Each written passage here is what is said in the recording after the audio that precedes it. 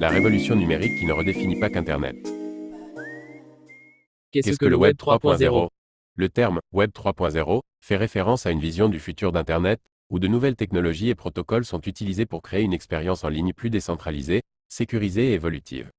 Alors que le Web 2.0, qui est l'Internet actuel, est caractérisé par des plateformes centralisées et contrôlées par des tiers, comme les réseaux sociaux et les services de cloud, le Web 3.0 cherche à décentraliser le pouvoir et à redonner le contrôle aux utilisateurs.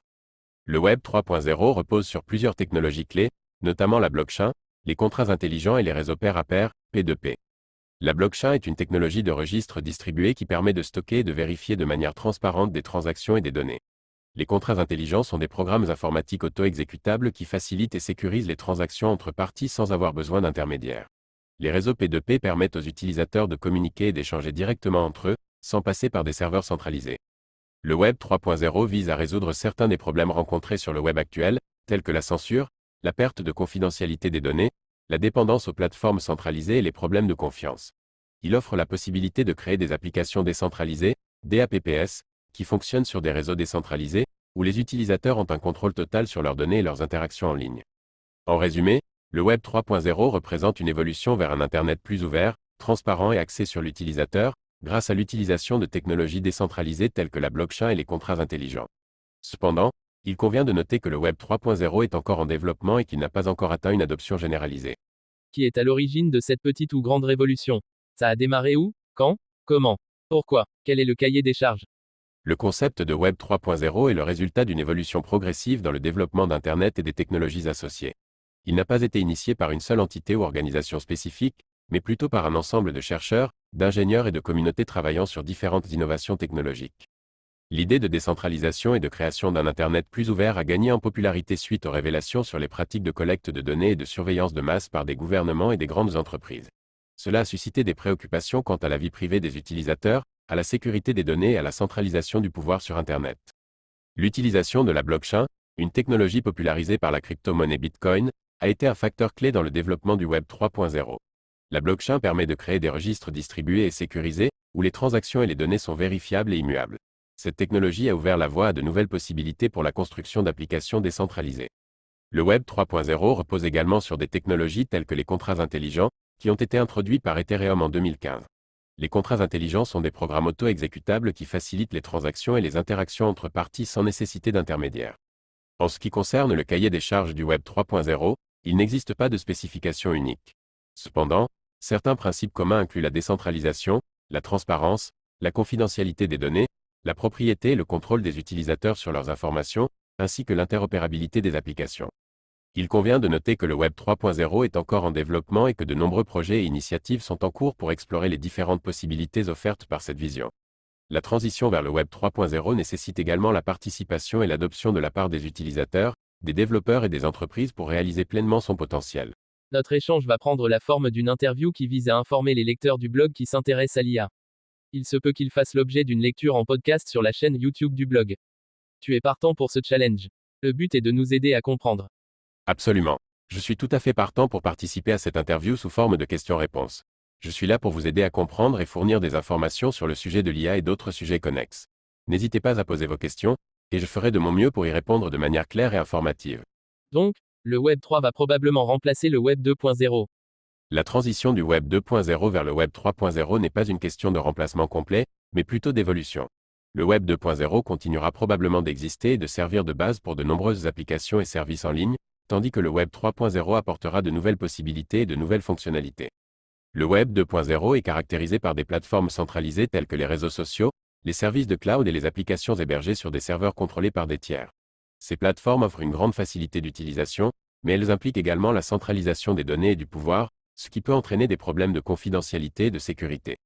Le Web 3.0, en revanche, cherche à introduire des technologies décentralisées telles que la blockchain et les contrats intelligents, permettant ainsi aux utilisateurs d'avoir plus de contrôle sur leurs données et leurs interactions en ligne. Il vise à fournir un Internet plus ouvert, transparent et axé sur l'utilisateur. Cependant, il est important de noter que la transition vers le Web 3.0 est un processus graduel et complexe. Il implique l'adoption de nouvelles technologies, la création de normes et de protocoles, ainsi que des changements d'attitude et de comportement de la part des utilisateurs et des entreprises. La coexistence du Web 2.0 et du Web 3.0 est donc plus probable, du moins à court terme, avec une adoption progressive du Web 3.0 au fur et à mesure de son développement et de sa maturité. Puisque la blockchain est partie prenante, peux-tu définir la blockchain, nous l'expliquer comme si nous avions 10 ans, nous ne sommes pas spécialistes de ces questions. Bien sûr. Voici une explication simple de ce qu'est la blockchain. Imagine un grand cahier où tu peux écrire des choses, mais une fois que tu as écrit quelque chose, tu ne peux pas l'effacer ni le modifier. Tout le monde a une copie de ce cahier et peut vérifier ce qui a été écrit dedans. C'est un peu comme si tu avais une liste de toutes les choses qui se sont produites, et tout le monde peut voir cette liste. Maintenant, imagine que ce cahier magique est sur Internet, et il est partagé par beaucoup de personnes à travers le monde. Chaque fois que quelqu'un écrit quelque chose dans le cahier, cela devient une partie de la liste, et tout le monde peut le voir. C'est ce qu'on appelle la blockchain. La blockchain est une technologie spéciale qui permet de garder une trace de toutes les transactions et les informations d'une manière sécurisée et transparente. Cela signifie que personne ne peut facilement tricher ou modifier les informations qui y sont enregistrées. La blockchain est utilisée pour différentes choses, comme enregistrer des transactions de crypto-monnaies, garder une trace des contrats ou même prouver la propriété de quelque chose. Elle permet de faire confiance à un système sans avoir besoin d'un organisme central qui contrôle tout. C'est un peu comme si tu avais une liste publique et partagée où tout le monde peut vérifier les informations et s'assurer qu'elles sont vraies. J'espère que cette explication simplifiée t'aide à comprendre ce qu'est la blockchain. Oui, c'est clair, mais cependant la vie privée des protagonistes est préservée tandis que malgré tout, ils peuvent être identifiés. Comment est-ce possible? C'est une excellente question.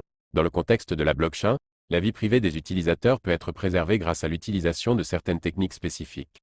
Permets-moi de t'expliquer deux concepts clés, la pseudonymité et la confidentialité sélective. La pseudonymité, lorsque les utilisateurs interagissent avec la blockchain, ils utilisent généralement des identifiants uniques appelés adresses.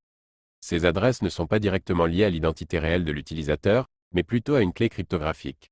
Cette clé est utilisée pour signer les transactions et prouver que l'utilisateur est autorisé à effectuer ces actions. Ainsi, bien que les transactions soient enregistrées publiquement sur la blockchain, l'identité réelle de l'utilisateur reste généralement cachée derrière cette adresse pseudonyme. La confidentialité sélective, bien que les détails des transactions soient enregistrés de manière transparente sur la blockchain, certaines technologies de confidentialité peuvent être utilisées pour protéger les informations sensibles. Par exemple, des techniques de chiffrement peuvent être employées pour masquer les détails spécifiques d'une transaction, de sorte que seules les parties concernées puissent les déchiffrer. Cela permet de garder confidentiels les montants, les adresses de destination et d'autres informations sensibles. Il est important de noter que la préservation de la vie privée dans la blockchain est un sujet complexe et qu'il existe différentes approches et technologies pour aborder cette question. Certaines blockchains se concentrent davantage sur la confidentialité des données, tandis que d'autres privilégient la transparence totale. La façon dont la vie privée est gérée peut varier en fonction du projet et de son objectif spécifique. En résumé, la blockchain permet de préserver la vie privée des utilisateurs en utilisant des identifiants pseudonymes plutôt que des informations personnelles directes. De plus, des techniques de confidentialité sélective peuvent être employées pour protéger les informations sensibles tout en conservant la transparence globale de la blockchain. La clé est transmissible, ça fait penser à un bon au porteur? Non. La clé cryptographique utilisée dans la blockchain n'est pas exactement comparable à un bon au porteur. Permets-moi de t'expliquer la différence. Dans le contexte de la blockchain, la clé cryptographique fait référence à une paire de clés, une clé privée et une clé publique. La clé privée est une information secrète et confidentielle, connue uniquement par le propriétaire. Elle est utilisée pour signer les transactions et prouver l'authenticité de l'utilisateur. D'autre part, la clé publique est dérivée de la clé privée, et elle est partagée publiquement. Elle est utilisée pour vérifier les signatures numériques associées aux transactions. La clé publique peut être considérée comme une adresse publique sur laquelle d'autres utilisateurs peuvent envoyer des fonds ou interagir avec l'utilisateur. Cependant, contrairement à un bon au porteur qui peut être transmis physiquement d'une personne à une autre, la clé privée dans la blockchain n'est pas transmise directement. Elle reste généralement en possession exclusive de l'utilisateur. Ce qui peut être partagé avec d'autres, c'est la clé publique, qui permet aux autres utilisateurs de vérifier les transactions signées par la clé privée correspondante. La sécurité de la clé privée est d'une importance capitale dans la blockchain. Si la clé privée est compromise ou perdue, l'accès aux fonds ou aux interactions associées à cette clé peut être compromis. En résumé, la clé cryptographique dans la blockchain est une paire de clés composée d'une clé privée et d'une clé publique. La clé privée reste généralement en possession exclusive de l'utilisateur, tandis que la clé publique est partagée publiquement pour permettre la vérification des transactions. Cependant, contrairement à un bon au porteur, la clé privée n'est pas directement transmissible d'une personne à une autre. Une clé pour le bureau, une clé pour le coffre-fort si j'ose l'analogie. Oui, tu peux faire une analogie entre les clés dans la blockchain et les clés utilisées pour accéder à différents endroits dans le monde physique. On peut considérer la clé privée comme une clé utilisée pour ouvrir un coffre-fort, et la clé publique comme une clé utilisée pour accéder à un bureau partagé. La clé privée, similaire à une clé de coffre-fort, est gardée en sécurité par son propriétaire et utilisée pour signer des transactions ou accéder à des ressources spécifiques. Elle doit être protégée et gardée secrète pour éviter tout accès non autorisé. La clé publique, à l'instar d'une clé pour un bureau partagé, peut être partagée avec d'autres personnes sans compromettre la sécurité de la clé privée. Elle permet aux autres utilisateurs d'envoyer des fonds ou d'interagir avec le propriétaire de la clé, mais ne permet pas d'accéder directement à la clé privée ni de compromettre les fonds ou les informations confidentielles qui y sont associées.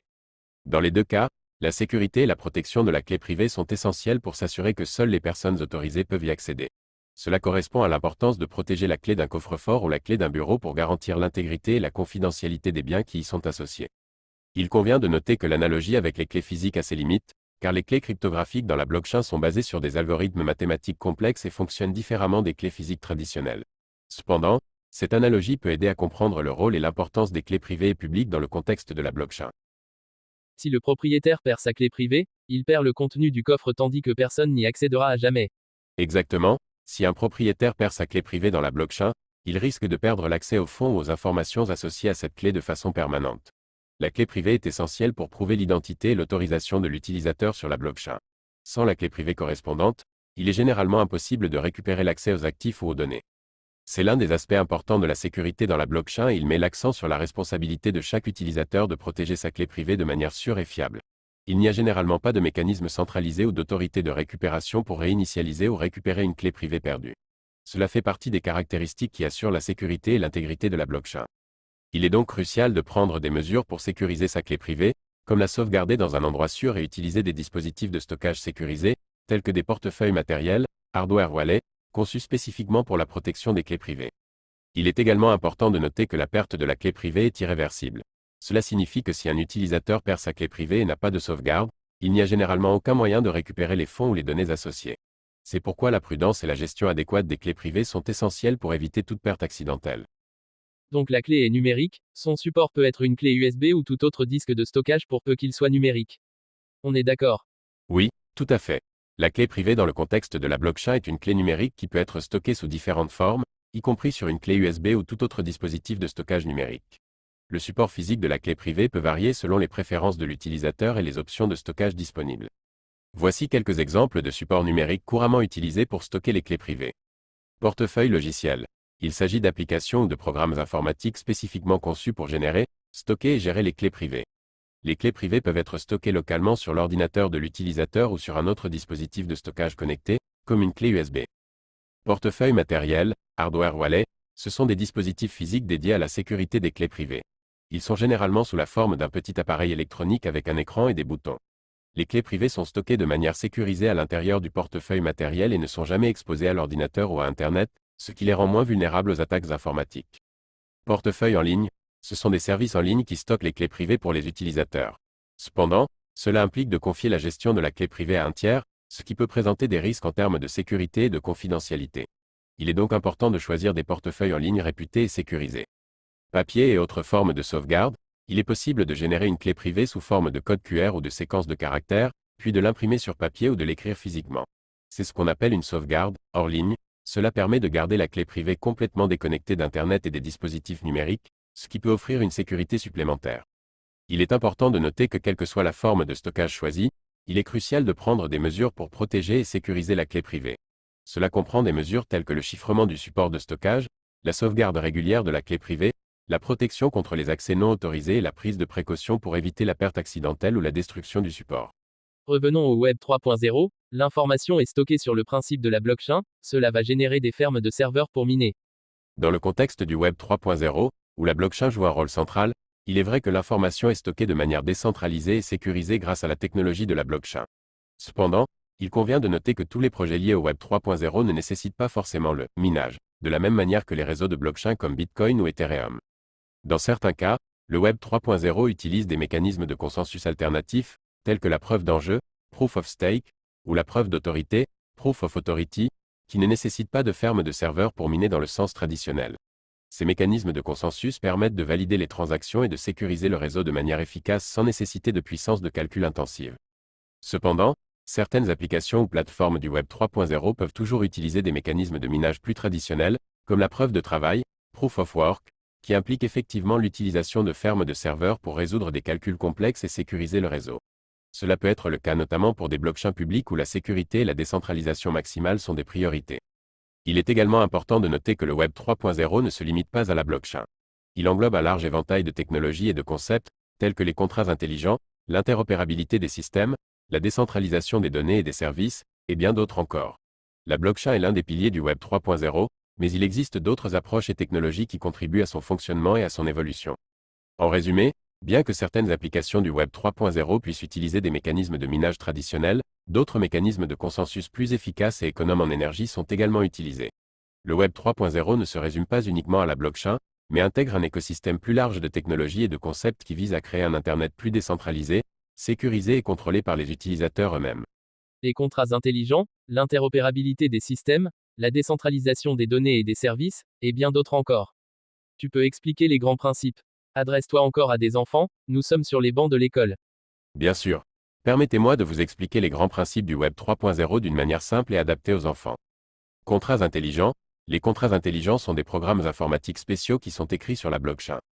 Ils fonctionnent comme des contrats traditionnels, mais ils sont automatiquement exécutés dès que certaines conditions sont remplies. Par exemple, imaginons un contrat intelligent pour acheter une glace. Il s'assurera que vous avez assez d'argent, puis il enverra automatiquement le paiement au vendeur lorsque vous achetez la glace. Les contrats intelligents permettent de faire des transactions en ligne de manière sécurisée, sans avoir besoin de faire confiance à une tierce partie. Interopérabilité des systèmes. L'interopérabilité signifie que différents systèmes informatiques peuvent travailler ensemble et se comprendre les uns les autres. Dans le contexte du Web 3.0, cela signifie que des applications et des plateformes construites sur différentes blockchains peuvent fonctionner ensemble de manière transparente. Cela permet aux utilisateurs de profiter de services et d'interagir avec des applications provenant de différentes sources sans rencontrer de problèmes d'incompatibilité. Décentralisation des données et des services. La décentralisation est un concept important dans le Web 3.0. Au lieu d'avoir toutes les données et tous les services stockés et contrôlés par une seule entreprise ou une seule autorité, le Web 3.0 vise à répartir ces données et ces services entre de nombreux ordinateurs, ce qu'on appelle un réseau décentralisé. Cela permet de rendre les données plus sécurisées, de donner aux utilisateurs un meilleur contrôle sur leurs informations personnelles et de réduire la dépendance à l'égard d'une seule entité. En résumé, le Web 3.0 repose sur les contrats intelligents, qui sont des programmes automatiques qui exécutent des transactions sur la blockchain. Il favorise l'interopérabilité, ce qui signifie que différents systèmes peuvent travailler ensemble sans problème. Enfin, il promeut la décentralisation, où les données et les services sont répartis entre de nombreux ordinateurs plutôt que d'être contrôlés par une seule entité. Ces principes visent à rendre l'Internet plus sûr, plus transparent et à donner plus de pouvoir aux utilisateurs eux-mêmes.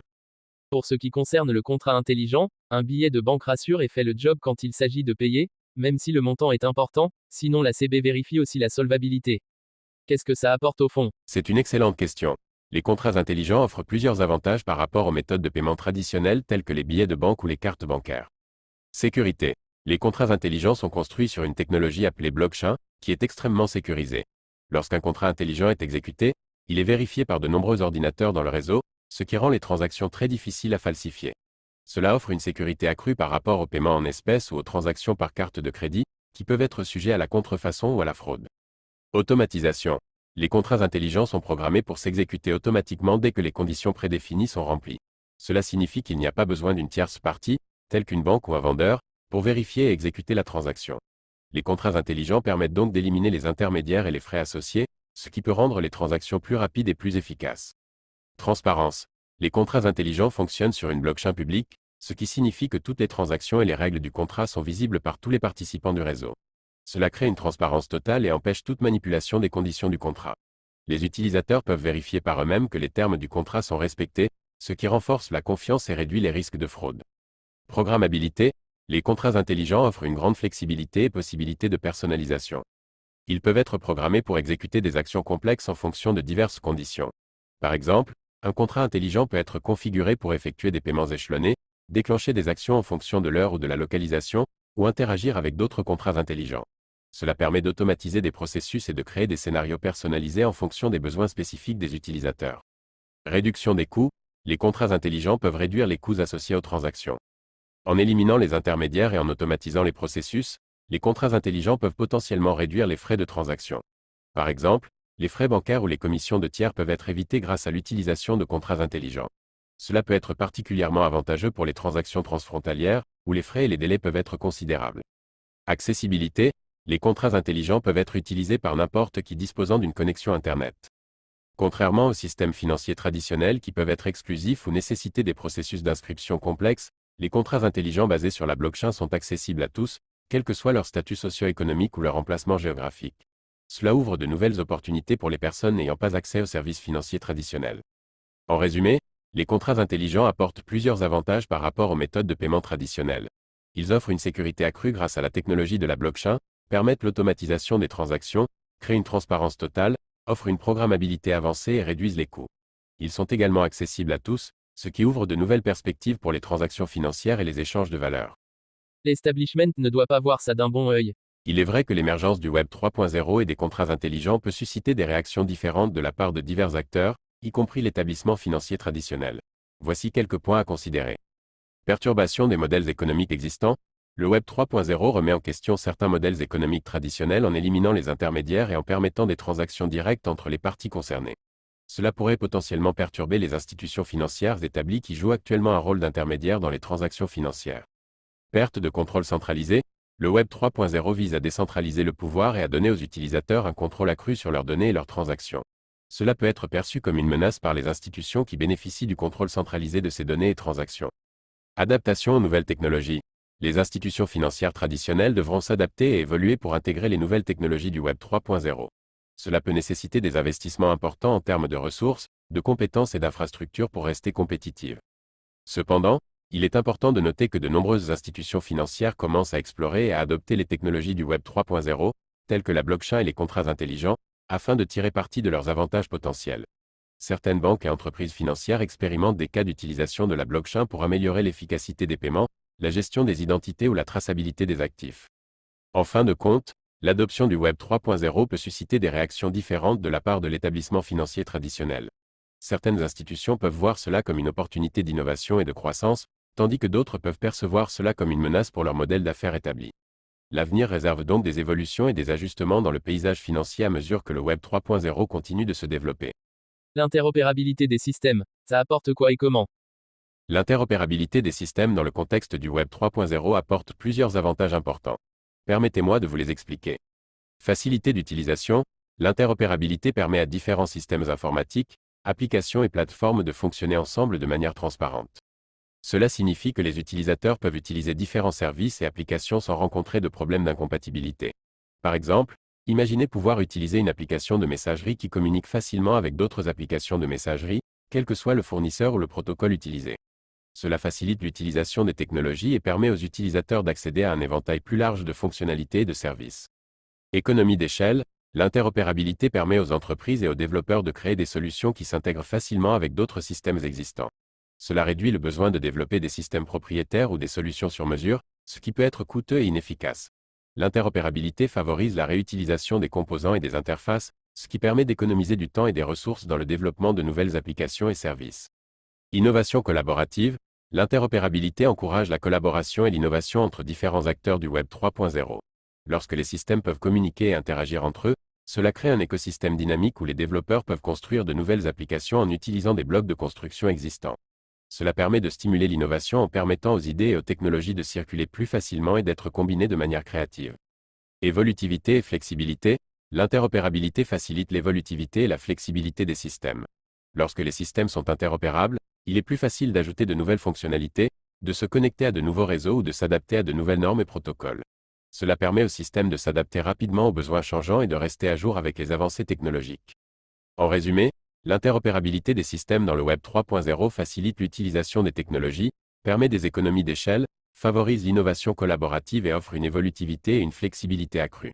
Cela crée un environnement où les utilisateurs peuvent bénéficier d'une expérience utilisateur améliorée, les entreprises peuvent développer plus efficacement de nouvelles solutions et les développeurs peuvent collaborer et innover de manière plus fluide. C'est une révolution qui se fait loin de la vue du grand public, c'est encore affaire de spécialistes ou bien. En effet, la révolution du Web 3.0 et des technologies associées comme la blockchain et les contrats intelligents est encore largement méconnue du grand public. À l'heure actuelle, ces concepts sont principalement compris et utilisés par des spécialistes, des développeurs, des entreprises technologiques et des passionnés de la technologie. Cependant, cela ne signifie pas que le Web 3.0 restera exclusivement réservé aux spécialistes. Au fur et à mesure de son développement, nous pouvons nous attendre à ce que les technologies du Web 3.0 deviennent plus accessibles et adoptées par un public plus large. Certaines entreprises commencent déjà à intégrer ces technologies dans leurs produits et services, et des initiatives éducatives visent à démocratiser la compréhension du Web 3.0. Il est important de noter que bien que le grand public puisse ne pas être familiarisé avec les termes spécifiques tels que Web 3.0 ou contrats intelligents, il peut déjà bénéficier indirectement de certaines applications basées sur ces technologies. Par exemple, les crypto-monnaies comme le Bitcoin et l'Ethereum ont gagné en popularité et ont été utilisées par des personnes qui n'ont peut-être pas une connaissance approfondie de la technologie sous-jacente. Dans l'ensemble, la révolution du Web 3.0 est en cours et évolue rapidement. Alors qu'elle se déroule en grande partie dans les coulisses pour le moment, nous pouvons nous attendre à ce qu'elle devienne de plus en plus visible et accessible au grand public à mesure que les technologies se développent et que de nouvelles applications émergent. En effet, Web 3.0 et entreprise 4.0, il faut faire un lien. Le Web 3.0 et l'entreprise 4.0 sont deux concepts distincts mais ils partagent certaines caractéristiques communes et peuvent être liés dans leur évolution. Permettez-moi de vous expliquer davantage. Le Web 3.0 se réfère à une nouvelle phase d'évolution d'Internet qui met l'accent sur la décentralisation, la transparence, l'interopérabilité et l'autonomie des utilisateurs. Il repose sur des technologies telles que la blockchain, les contrats intelligents et l'intelligence artificielle décentralisée. L'objectif du Web 3.0 est de créer un Internet plus ouvert, sécurisé et collaboratif, où les utilisateurs ont un contrôle accru sur leurs données et leurs interactions en ligne. L'entreprise 4.0, quant à elle, est un concept lié à la quatrième révolution industrielle, caractérisé par l'intégration avancée des technologies numériques dans les processus de production et de gestion des entreprises. L'entreprise 4.0 met l'accent sur l'utilisation de technologies telles que l'Internet des objets, IoT, l'intelligence artificielle, l'automatisation, la réalité virtuelle, entre autres, pour améliorer l'efficacité opérationnelle, la productivité et la prise de décision.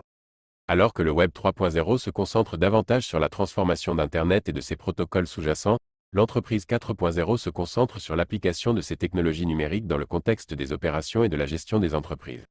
Cependant, il existe des points de convergence entre le Web 3.0 et l'entreprise 4.0.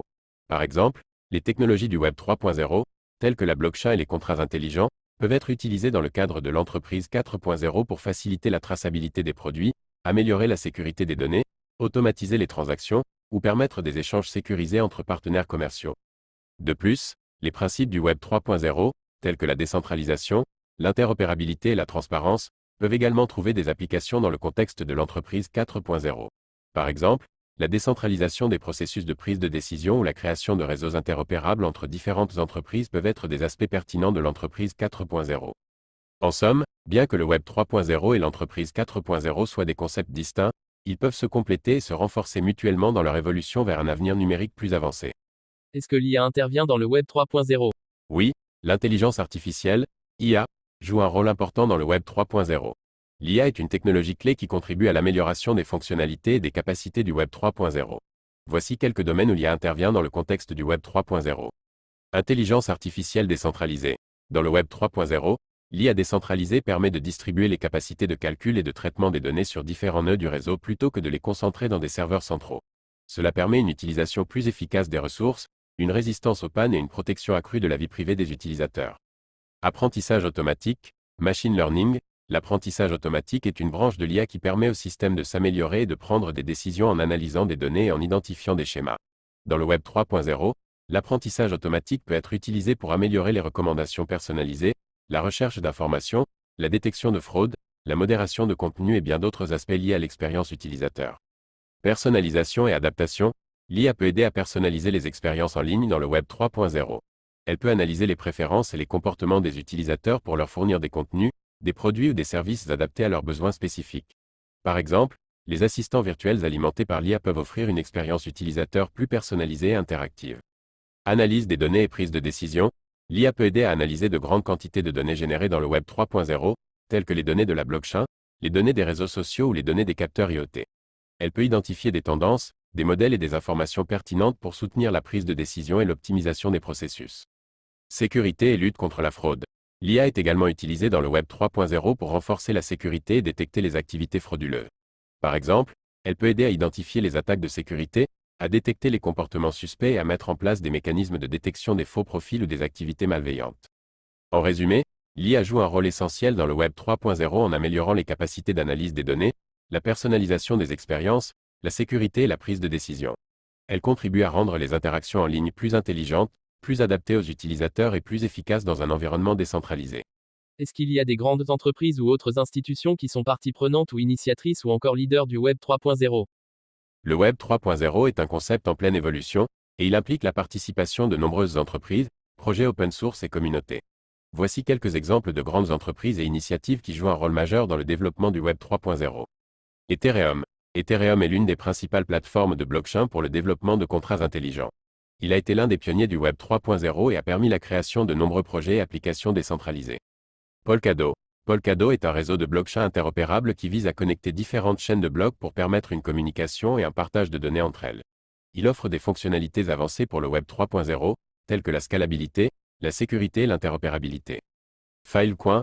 Filecoin est un protocole de stockage décentralisé qui utilise la technologie de la blockchain pour créer un réseau de stockage distribué. Il permet aux utilisateurs de stocker et de récupérer des données de manière sécurisée et résistante à la censure. Brave. Brave est un navigateur web axé sur la confidentialité et la protection des données des utilisateurs. Il intègre des fonctionnalités du Web 3.0, telles que la possibilité de gagner des crypto-monnaies en échange de l'attention portée à des publicités, tout en préservant la vie privée des utilisateurs. Consensus. Consensus est une société qui se concentre sur le développement d'applications et d'infrastructures basées sur Ethereum. Elle propose des solutions pour le Web 3.0, telles que des outils de développement, des portefeuilles de crypto-monnaies et des projets liés à la décentralisation. Interplanetary File System, IPFS. IPFS est un protocole de stockage et de partage de fichiers décentralisés qui vise à créer un web distribué. Il permet aux utilisateurs de stocker et d'accéder à des fichiers de manière décentralisée en utilisant des identifiants uniques basés sur la cryptographie. Il est important de noter que le paysage du Web 3.0 est dynamique et en constante évolution. De nombreuses autres entreprises, projets et communautés contribuent également à l'avancement du Web 3.0, chacun avec sa propre vision et ses objectifs spécifiques. Par conséquent, il est essentiel de suivre les développements de près pour identifier les leaders émergents et les nouvelles initiatives qui façonnent l'avenir du Web 3.0. Ce sont les entreprises de crypto-monnaies qui financent le développement du Web 3.0. Les entreprises de crypto-monnaies ont certainement joué un rôle significatif dans le financement et le développement du Web 3.0. Étant donné que de nombreuses technologies clés du Web 3.0, telles que la blockchain et les contrats intelligents, sont étroitement liées aux crypto-monnaies, de nombreuses entreprises de ce secteur ont investi dans la recherche, le développement et la promotion du Web 3.0. Certaines de ces entreprises ont réussi à lever des fonds importants grâce à des offres de jetons, ICO, ou des levées de fonds traditionnelles. Ces entreprises de crypto-monnaies ont investi dans des projets et des initiatives liées au Web 3.0, soutenant le développement de nouvelles plateformes blockchain, de protocoles décentralisés, d'applications décentralisées, DApps, et d'autres technologies émergentes. Elles ont également créé des écosystèmes autour de leurs propres crypto-monnaies, encourageant l'adoption et l'utilisation de ces technologies dans divers domaines. Cependant, il est important de noter que le financement du Web 3.0 ne se limite pas aux entreprises de crypto-monnaies. D'autres acteurs, tels que des investisseurs traditionnels, des fonds de capital risque et des institutions financières, reconnaissent également le potentiel du Web 3.0 et soutiennent financièrement des projets et des entreprises qui contribuent à son développement. De plus, des initiatives open source et des communautés de développeurs jouent un rôle essentiel dans la création d'outils, de bibliothèques et de protocoles accessibles à tous. En résumé, bien que les entreprises de crypto-monnaies aient joué un rôle important dans le financement et le développement du Web 3.0, d'autres acteurs et sources de financement contribuent également à l'évolution de cette nouvelle ère d'Internet. Avant de finir cette interview, est-ce qu'il y a une ou des informations qui demandent des réponses imminentes? Dans le contexte du Web 3.0, il est essentiel de souligner l'importance de la sécurité et de la protection des données. Alors que de plus en plus de services et d'interactions se déroulent sur des plateformes décentralisées, il est crucial de comprendre les mesures de sécurité appropriées et de prendre des précautions pour protéger sa vie privée. Les utilisateurs du Web 3.0 doivent être conscients des risques potentiels tels que les attaques de phishing, les logiciels malveillants et les vols de clés privées. Il est essentiel de se renseigner sur les meilleures pratiques de sécurité, d'utiliser des portefeuilles et des applications vérifiées, de sauvegarder correctement ses clés privées et de rester vigilant face aux menaces en ligne. De plus, la réglementation et la gouvernance dans le contexte du Web 3.0 sont des sujets qui méritent une attention continue. Alors que les technologies du Web 3.0 évoluent rapidement, les régulateurs et les décideurs politiques cherchent à comprendre leur impact et à élaborer des cadres réglementaires appropriés pour protéger les utilisateurs, tout en favorisant l'innovation. Il est important de suivre les développements réglementaires et de participer aux discussions pour influencer les politiques qui façonneront l'avenir du Web 3.0. Enfin, il est essentiel de continuer à explorer et à expérimenter les possibilités offertes par le Web 3.0. Les utilisateurs sont encouragés à s'informer, à participer à des communautés en ligne, à essayer de nouvelles applications décentralisées et à contribuer au développement de cette nouvelle ère d'Internet. Le Web 3.0 présente un potentiel énorme pour transformer la façon dont nous interagissons, partageons des informations et participons à l'économie numérique, et il est important de s'impliquer activement pour en tirer le meilleur parti. En conclusion, le Web 3.0 est une évolution passionnante qui promet de bouleverser de nombreux aspects de notre vie en ligne. Il offre de nouvelles opportunités, mais aussi des défis en matière de sécurité, de réglementation et de gouvernance. En restant informés, conscients et engagés, nous pouvons participer à la construction d'un Web 3.0 plus ouvert, inclusif et respectueux de la vie privée.